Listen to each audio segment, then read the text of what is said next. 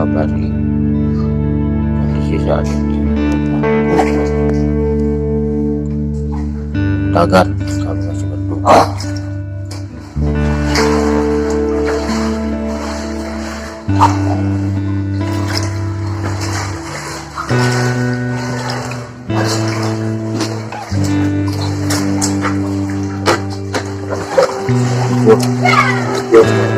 Jujur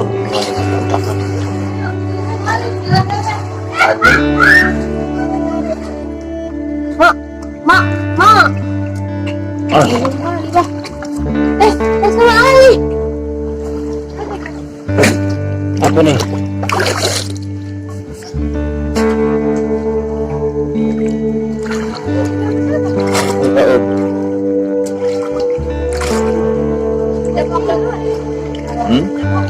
Mau gak udah?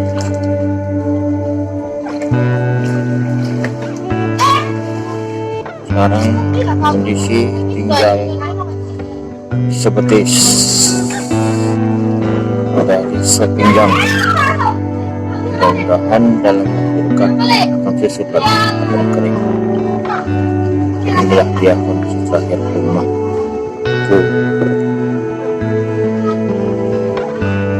Hancur lebur. Harus motor.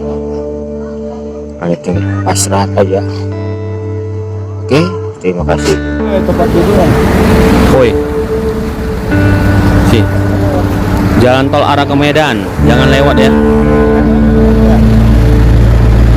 Titi hancur. Tempat kampung itu kan jatuh.